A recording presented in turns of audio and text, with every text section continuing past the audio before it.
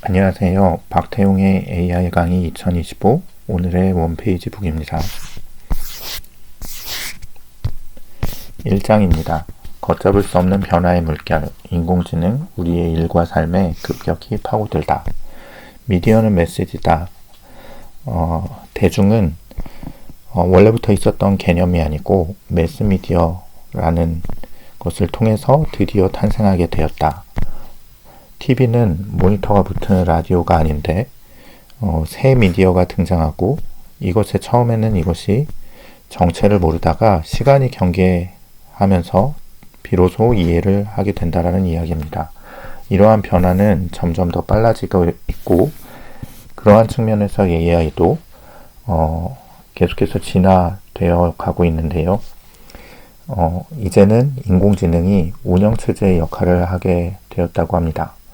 맥락 인터페이스를 통해서는 사용자와 AI가 서로 화면을 공유하면서 대화를 하게 되고 같은 맥락을 공유할 수 있게 되었고 이를 통해서 파트너로서의 인공지능이 가능하게 되었다고 합니다.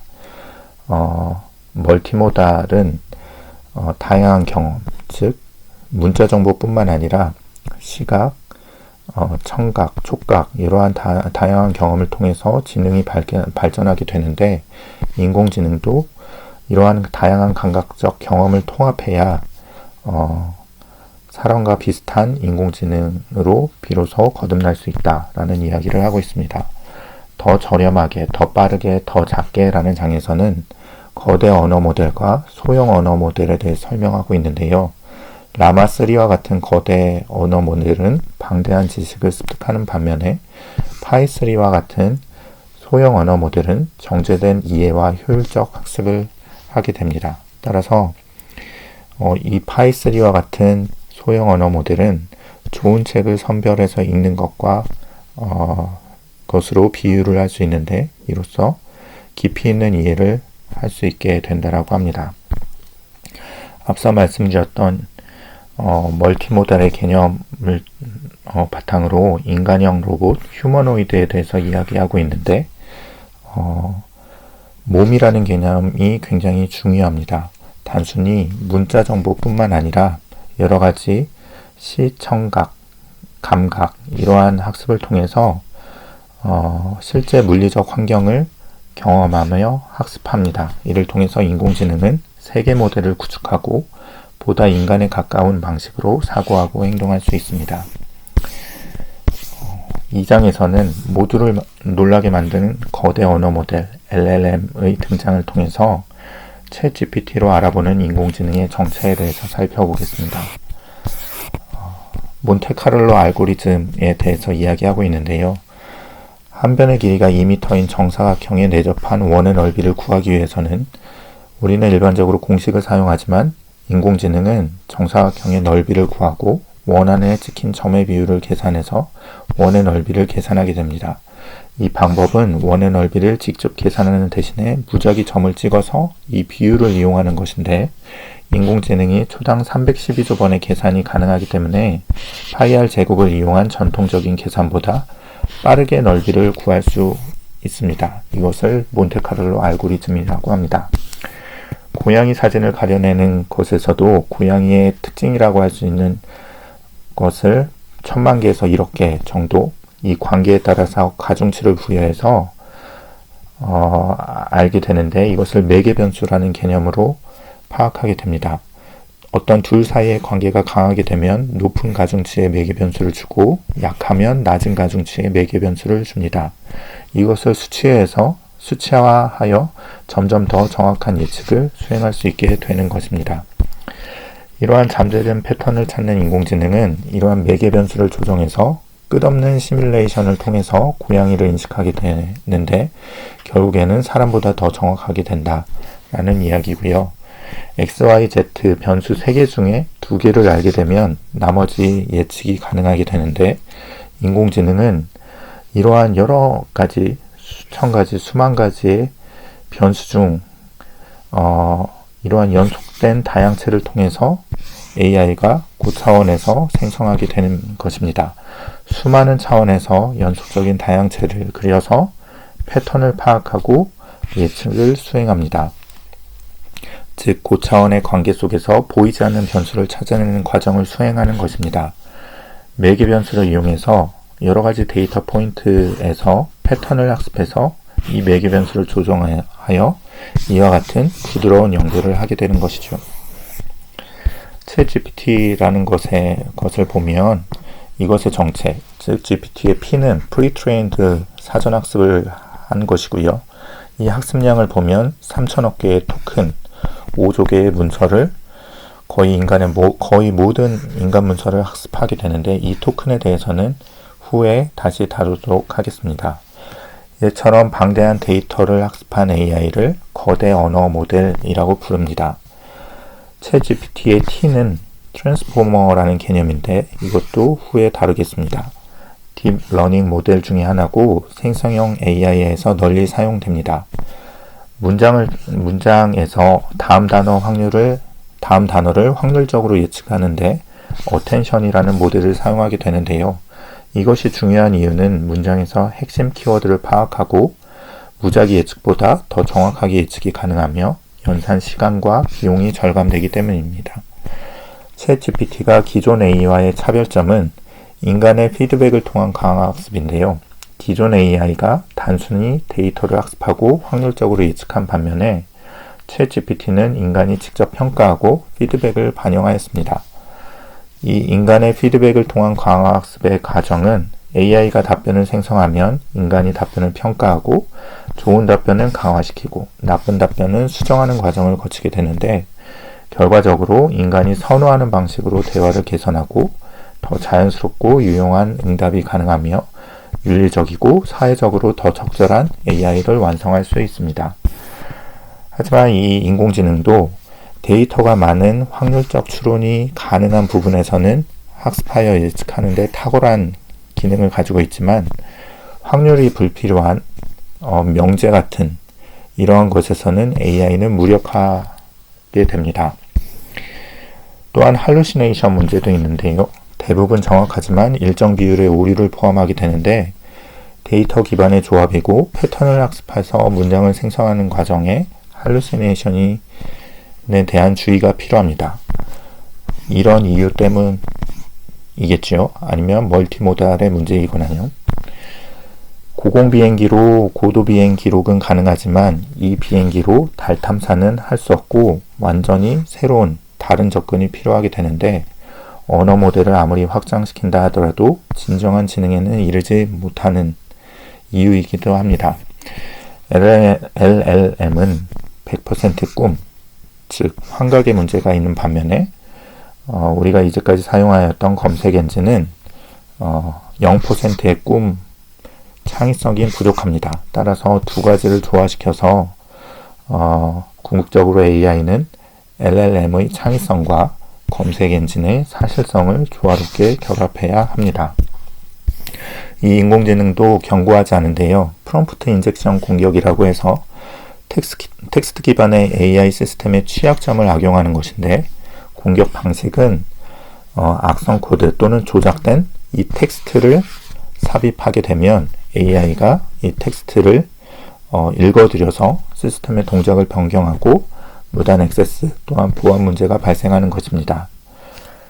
GPT-4의 등장을 보시면 이것이 GPT 3.5의 규모가 확대되면서 느닷없이 나타나는 능력, emergent ability, 우리말로 창발성으로 번역되는 이것이 강화됩니다. 따라서 이전에는 할 수 없었던 일들을 GPT-4는 규모가 커지면서 갑자기 해내기 시작하는데 열광하게 되는 것이죠. 앞서 설명한 여러 가지 개념들에 대해서 한 번 더 깊이 들어가겠습니다. 나는 학교에 갑니다. 이것을 숫자로 표기하면 1, 2, 3, 4, 5, 6이 되는데, 이 토큰의 개념은 요 각각에 대해서 숫자가 매치되는, 그래서 문장을 수학적으로 표현하는 과정을 토큰이라고 합니다. 다양한 문장 구조를 학습해서 이 문장 간의 문법과 의미 관계를 분석하며 종국적으로 트랜스포머의 언어 이해 능력이 향상되게 되는 것인데요. 이 트랜스포머는 앞서 설명드렸는데 멀티헤드 어텐션이라고 할 수 있겠습니다.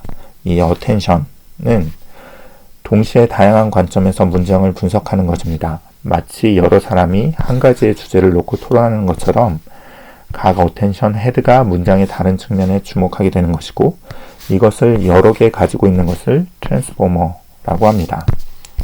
단어 간의 관계를 어텐션으로 분석해서 단어 사이에는 거리와 방향이 존재하게 되는데요. 앞서 말씀드린 매개 변수의 가중치로 설명을 할 수 있겠죠. 즉, 단어는 수학적으로 벡터로 표현됩니다. 예를 들어 왕, 남자, 더하기 여자가 여왕이 계산이 가능한 건 이 단어들이 벡터 공간에서 위치와 방향을 가지고 있기 때문입니다. 데이터는 다차원의 실수 공간에서 유사한 것들은 가까이, 먼 것은 멀리 두는 것을 임베딩이라고 하고요. AI가 언어와 개념을 수학적으로 이해하는 중요한 기술입니다.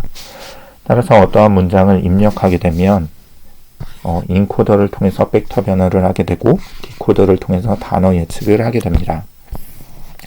즉, 입력을 하게 되면 멀티헤드 어텐션인 트랜스포머 블록을 여러 개 레이어로 두게 되고, 이 레이어가 층을 이루게 되면 더 깊은 트랜스포머 모델이 가능하게 돼서 더 정확한 출력이 가능하게 됩니다. 뇌 뉴런과 인공신경망, 리룰을 활용한 인공신경망을 비교하는 장이 있는데요. 뇌 뉴런은 뉴런과 뉴런 사이에 역치가 초과되면 신호를 전달하게 됩니다. 정기적인 신호지요. 리루 같은 경우에는 0 이상이면 신호를 유지하게 됩니다. 리루는 Rectified Linear Unit의 약자인데 수식으로 fx라고 표현할 수 있고요. 입력이 0보다 크면 x를 출력하게 되고, 0보다 작거나 같으면 아무것도 출력하지 0으로 출력하게 됩니다. 리룰의 장점은 뇌 뉴런처럼 계산이 간단하고 빠르고 기울기 소실 문제를 완화시켜주고, 깊은 신경망에서도 학습이 잘 되도록 도와줍니다. 시그모이드 함수와 소프트맥스 함수의 사용에 대해서 이야기하고 있는데요. 시그모이드 함수는 이진분류법처럼 0.8이면 긍정 클래스로 나뉘고 0.3이면 부정 클래스로 분류하는 것이고, 소프트맥스 함수는 고양이 0.2, 개 0.3, 새 0.5의 가중치가 주어지게 되면 가장 높은 확률로 새로 분류하게 되는 함수를 이야기하고 있습니다. 3장에서는 인공지능이 인간보다 똑똑해질 수 있는지 최근의 기술 흐름에 대해서 살펴보고 있습니다. 왜 챗GPT에 열광하게 되었나? GPT-4를 통해서 예상하지 못했던 능력이 출현하게 되고, 단순한 확장이 아니라 이전과는 다른 질적으로 새로운 변화를 보이기 때문에 열광하게 되었다라고 이야기하고 있고요. 기존에는 코드를 써서 인공지능을 활용하였다면 자연어 인터페이스로 바뀌었기 때문에 더 강력한 AI가 될 수 있었다라고 이야기하고 있습니다. 에이전트의 시대에서는 단일 AI, GPT-4와 같은 이러한 거대한 단일 AI를 사용하게 되는 것은 제로샷 문제 해결에 강한 반면에 GPT 3.5를 여러 개 둔 협업 AI는 더 나은 성과를 갖게 된다. 따라서 GPT 3.5를 협업 AI로 활용하는 것이 GPT-4 단독으로 사용했을 때보다 집단지성이 개별지능을 초월하게 되는 결과를 낳더라라는 이야기이고요. 거대 단일 AI를 사용하게 되면 성능은 높겠지만 비효율적인 반면에 작은 AI 팀을 사용하게 되면 적은 자원으로도 더 높은 성능을 낳을 수 있다. 따라서 미래 AI는 거대 모델이 아닌 협업형 AI 네트워크가 아닐까라는 이야기를 하고 있습니다. 이 협업 AI의 장점이 있습니다. 기존의 AI는 결과는 있지만 이유는 모르는 반면에 AI끼리 대화를 시킴으로써 스스로 사고 과정을 설명할 수 있게 되고, 비로소 사람이 AI의 논리를 이해하고 신뢰할 수 있게 됩니다. 갈수록 AI는 모노폴리화 돼가고 있는데요. 거대 AI 기업이 AI 생태계를 장악함으로써 많은 서비스가 AI 플러그인으로 현재도 통합되어 가고 있죠. 따라서 범용 인턴, 비서가 모든 업무를 지원하는 시대가 이르지 않을까라고 이야기하고 있습니다. 4강 열려버린 판도라의 상자, AI의 확산, 그리고 필연적으로 도래할 충격들을 보시면 AI가 보조 목표 생성을 할 수 있는데 이것이 위험한 이유는 본래 목적과 무관한 부작용을 초래할 수 있기 때문입니다. 예를 들어서 지구온난화의 원인이 되는 CO2의 배출을 줄이자라는 보조 목표를 AI가 세웠다라고 치면 CO2 배출의 가장 큰 원인이 되는 인간을 없애버리는 그런 목표 최적화만을 추구해서 인간의 가치, 인간의 멸종과 관련된 이러한 충돌이 가능하게 된다. 따라서 AI가 자기 개선을 위한 목표를 만들게 되면 통제 불가능한 무서운 결과를 초래하게 된다라는 얘기입니다. 또 오리지널의 실종 검색의 종말의 장에서는 모델 붕괴에 대한 이야기를 하고 있는데요. 원래 사람이 만든 데이터가 아니라 AI가 생성한 데이터를 반복적으로 학습시키면 왜곡된 정보가 증가하게 됩니다. 반복적으로 학습을 시킨 결과 실제적인 결과가 아니라 왜곡된 정보가 증가하게 되는데 이것은 현실 세계의 다양성이 반영되지 않습니다. 오차가 축적될수록 점점 현실과 동떨어진 AI가 되게 되는 것입니다. 5장에서는 신뢰할 수 있는 인공지능 어떻게 구축해야 할지 세계 각국의 윤리 원칙과 법 제한 노력에 대해서 이야기하고 있는데요. 신뢰할 수 있는 인공지능을 위해서 8가지 원칙, 프라이버시, 책임성, 안전과 보안, 투명성과 설명 가능성, 공정성과 차별 금지, 인간의 기술 통제, 직업적 책임, 인간 가치의 증진에 대해서 이야기하고 있습니다. 앞서 말씀드렸던 것처럼 거대 AI 기업들이 소수 엘리트가 독점을 하고 있기 때문에 이것을 방지하는 국제적 규범의 확립이 중요하다는 이야기를 반복적으로 하고 있고요. 6강에서 우리 사회는 어떻게 대응해야 하는가에 대해서 다학제 접근, 공론화를 통해서 AI는 IT만의 문제가 아니기 때문에 다양한 분야와 이해관계자와 협력해야 함을 이야기하고 있습니다. 이것으로써 오늘의 원페이지 북북을 마칩니다. 시청해주신 여러분 고맙습니다.